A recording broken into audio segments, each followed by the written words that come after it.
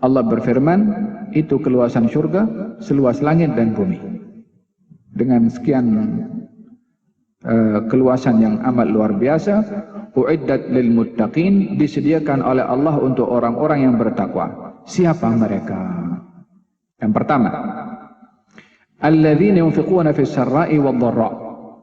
Orang yang bertakwa sifatnya adalah orang yang bersedekah, berinfak dalam keadaan senang atau dalam keadaan susah, dalam keadaan sehat atau dalam keadaan sakit, dalam keadaan untung perniagaannya atau dalam keadaan rugi. Dia tak ikut musim dalam berinfak. Dia tak tengok kalau aku dapat untung pada projek ni baru aku bagi.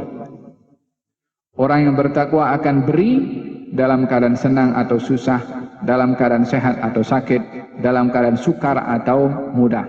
Alladzina yunfiquna fis sarra'i wad dharra. Orang-orang yang berinfak dalam keadaan senang dan juga dalam keadaan susah. Yang mudah orang bersedekah bila senang, tapi tak mudah orang bersedekah bila dalam keadaan susah. Justru yang lebih hampir untuk mendapatkan balasan atas sedekah yang kita sedekahkan bila kita susah, berbandingkan bila kita senang. Apa sebabnya? Cabarannya beza. Orang kalau senang, boleh bagi. Dalam keadaan susah, aku perlu. Oleh sebab yang demikian, wa ma anfaqtum min khairin fahuwa yukhlifuh.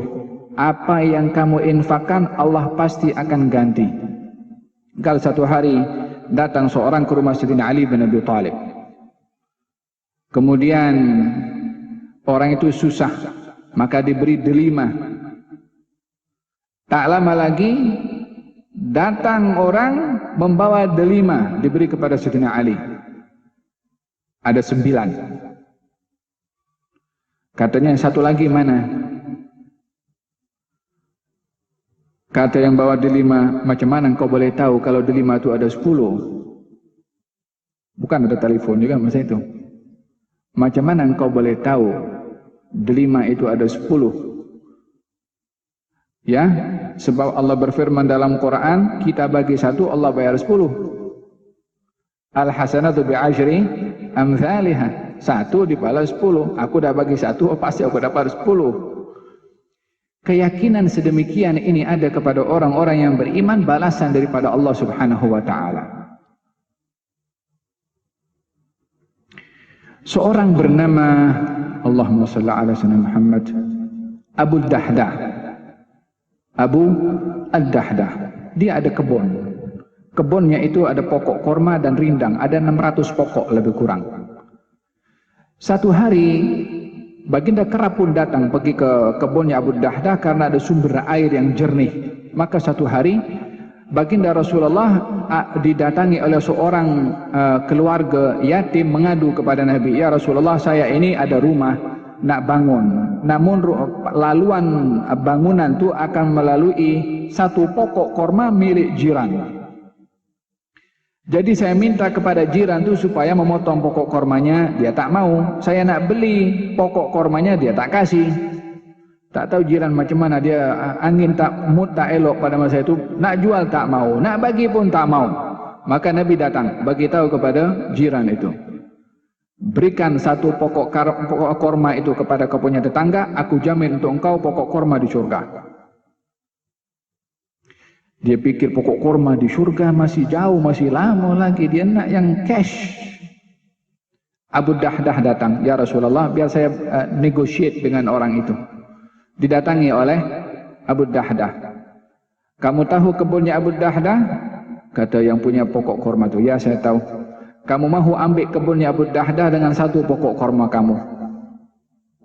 Kata tuan punya pokok korma itu terkejut, betul ke? Katanya kalau kamu mahu, ya.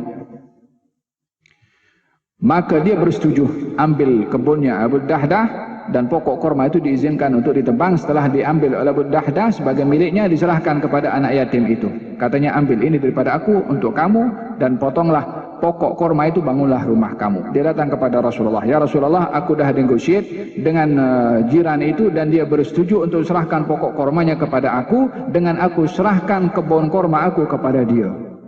Adakah aku dapat apa yang kau janjikan kepada lelaki tadi untuk digantikan pokok korma di surga? Kata baginda Rasulullah, tidak. Terkejut Abu Dahdah. Macam mana tidak? Tadi engkau kata itu pokok korma kalau diberikan akan digantikan dengan satu pokok korma di surga. Katanya ya, engkau bukan bagi satu, engkau bagi 600 pokok.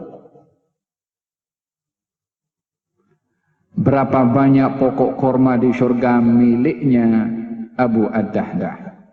Turun firman Allah Subhanahu wa taala, "Man dzalladzi yuqridullaha qardan hasanan fayudha'ifahu lahu adha'afan katsira. Wallahu yaqbidu wa yabsut."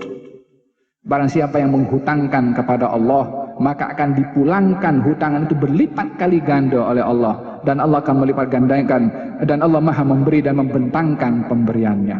Balik pergi kebunnya, bagi tahu kepada istrinya Abu Dahdah, katanya, ya Ummat Dahdah, jom kita keluar daripada tempat ini sudah aku serahkan di jalan Allah dan juga Rasulnya. Kata istrinya Abu Dahdah, sebaik-baik perniagaan adalah perniagaanmu wahai Abu Dahdah, yaitu perniagaan dengan Allah Subhanahu wa taala. Ya salam, Allah, kita tengok macam ini kan. Kalau kita yang buat dekat rumah, kita bagi tahu, silap-silap kita tak balik rumah nanti. Tapi jiwa mereka terdidik. Kita kalau tengok sejarah mereka ajaib, subhanallah, luar biasa. Ini sahabat Nabi Muhammad SAW, kesan daripada didikan keimanan daripada baginda Rasulullah. Alladzina yunfiquna fis sarra'i wad-dharra, berinfak di masa senang dan juga di masa susah. Ta'arraf ilallah fir rakha ya'rifka fis syiddah. Kenallah kamu kepada Allah ketika kamu senang, Allah akan kenal kepada kamu ketika kamu susah. Sifat yang kedua, katanya wal kadhiminal ghaidha, orang yang termasuk daripada ahli syurga itu adalah orang yang mampu mengawal emosinya. Kadhimin wal kadhimina al ghaidha, yang mampu menahan marah. Wal afina 'anil nas, sifat yang ketiga, yang memaafkan kepada orang lain. Yang kelima, yang keempat, wallahu yuhibbul muhsinin, Allah suka kepada orang berbuat ihsan. Berapa tadi? 4. Yang kelima. 1, 2, 3, 4. Yang kelima, walladzina idza fa'alu fahishatan aw dhalamu anfusahum dzakarullaha fastaghfiru lidzunubihim wa may yaghfiru dzunuba illa Allah wa lam yusirru ala ma fa'alu wa hum ya'lamun ulaika jazaohum maghfiratun min rabbihim wa jannatun tajri min tahtiha al-anhar khalidina fiha wa ni'ma ajrul amilin. Yang pertama tadi orang berinfak senang ataupun susah. Yang kedua orang yang menahan marah. Yang ketiga orang yang memaafkan. Yang keempat orang berbuat ihsan. Yang kelima, bila orang itu berbuat dosa, tergelincir melakukan maksiat, ingat pada Allah dan kembali kepada Allah, bertaubat kepada Allah. Ya subhanallah, syurga ini hatta kepada orang yang berdosa pun juga berpeluang masuk syurga dengan taubat. Syurga ini masih dibuka pintunya hatta orang itu berdosa, hatta dosa besar. Kalau bertaubat, taubat itu sudah sebaik-baik perbuatan baik. Taubat itu setinggi-tinggi darjat. Kadang-kadang orang yang bertaubat dengan sungguh-sungguh lebih dekat kedudukannya dengan Allah berbandingkan orang yang taat. Karena orang yang bertaubat itu dia betul-betul menyesal dengan perbuatannya dan menginsafi, dan dia merasa silap banyak pada Allah. Pada saat dia menyesal itu, Allah akan dekat dengan dia. Faham tak? Tahu itu ceritanya orang yang dalam kitab Riyadhus Shalihin, Al-Imam Nawawi ada cerita orang yang bunuh 100 orang itu kan. Cerita masyhur. Dia bunuh 100 orang, tapi dia hatinya nak bertaubat. Di perjalanan dia meninggal dunia, belum lagi berbuat taat. Allah bawa dia pergi ke surga karena kesungguhannya untuk bertaubat. Sifat yang kelima kepada orang yang termasuk ahli surga adalah walladzina idza fa'alu fahishatan. Kalau dia melakukan fahisyah, fahisyah ini merujuk kepada dosa-dosa besar, bukan dosa kecil. Aw zalamu anfusahum, atau dia zalim pada dirinya sendiri.